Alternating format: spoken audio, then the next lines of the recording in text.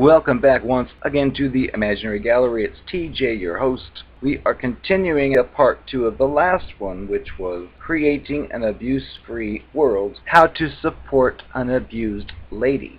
The next part from Lundy Bancroft's book, Why Does He Do That? Inside the Minds of Angry and Controlling Men. What if she doesn't believe that she's being abused? Now this section can apply to those of us who have been involved with these creatures, so keep that in mind. Mr. Bancroft says that friends and family of an abused lady sometimes ask him how they can get her to realize that she's involved with an abusive creature. They will complain, she makes excuses for him. She has these ideas about how to make him better, like saying he should get a better job that's not so stressful. And these ideas obviously are not going to work.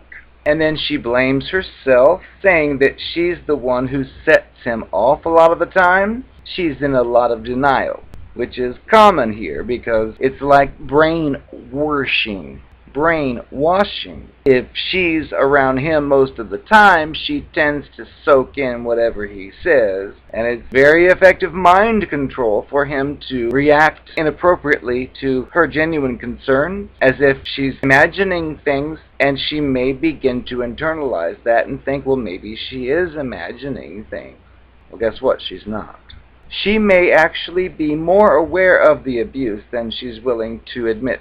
Her shame and her fear that others might pressure her or criticize her might influence her to pretend like she doesn't know. Plus, if she has been with this partner for a very long time, or if he's especially frightening or does a lot of crazy-making gaslighting techniques, she may be experiencing something called traumatic bonding or trauma bonding, which is another subject within itself. Or she may believe that her partner is right, that her behavior really is the root of their difficulties, not his. In any event, you'll not be able to make her see her partner's abusiveness any more than she can make him see it. Bancroft wishes he could say otherwise, but because he knows how tough it is for an abused lady's loved ones to accept the limits on what they can do. But he does offer you a few steps that you can take. Tell her that you do not like the way that he's treating her, and you think she does not deserve this. Tell her that you love her and you think she is a great person. Ask her to read this very book. You might also hand her some of the other books listed under resources in the back of this one. You may ask her if she would be willing to make plans with you for ways to respond to specific situations of abuse as they come up. See, for example, if she would agree to call you the next time her partner starts to scream at her. Offer to pay for her to spend the night at a hotel the next time he gets frightening. Ask whether she could make an excuse to come and visit you on her own for a week over the summer, so that she might get a chance to clear her head somewhat. You may think of other alternatives of your own. If you ever feel that she's in some kind of danger at any moment, like if she calls you during some kind of threatening event, call the police in her area and tell them what's happening. Call her or write her often, even if she never seems to return calls, unless she asks you not to, which would indicate that he is punishing her for being in contact with others because of the isolation factor these creatures love to impose. Treat her consistently well. She'll feel the difference between what you do and what he does. Encourage her to call a program for abused women, just to talk. She doesn't have to give out her personal information, and she doesn't even have to believe that she's being abused. She can call just for the support and reality checks, and just to describe the struggles she's encountering in this relationship. The first to call the women's program sometimes breaks the ice, so that it gets easier for her to reach out in the future if she needs to. Bancroft next says that you may wonder why earlier he said that abuse is a solvable problem, yet now he's saying that you sometimes have to watch and wait. To say that we can end abuse in our communities does not mean that we can rescue each individual abused person right this very minute. To help your friend or relative achieve an abuse-free life may take a lot of time. To achieve an abuse-free society will take a lot of effort on many different levels, as we shall see. Finally, do yourself a favor. Read To Be an Anchor in the Storm, a wonderful book that has been written precisely for the loved ones of an abused woman, and it is filled with wisdom from cover to cover. The next section, which will be coming up, will be Reaching the Abusive Person. Stay tuned. Hi, I am the Narcopath, and I wear a mask. I am the Narcopath, and I missed you.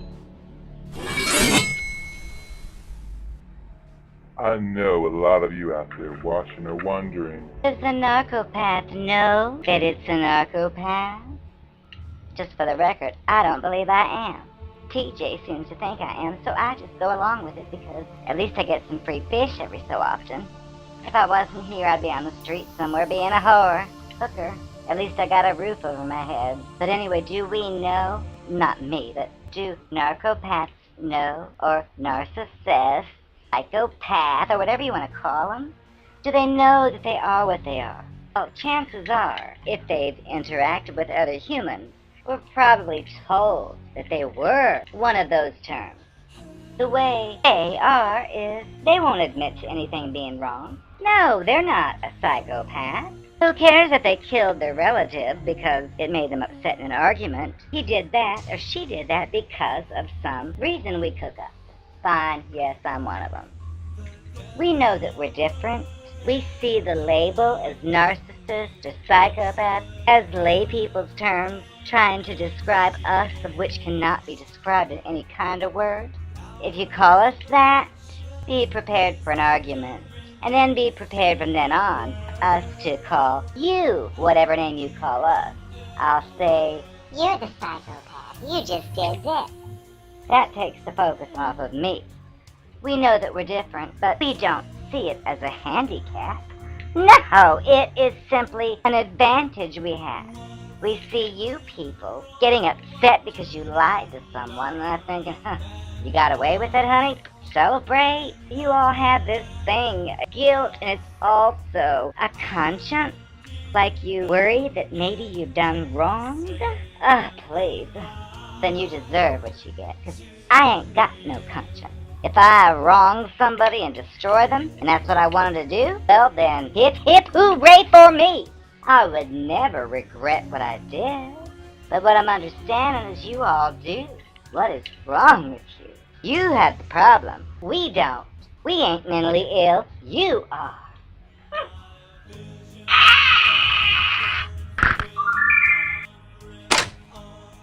all these chemtrails are getting to my head. I can't take it anymore.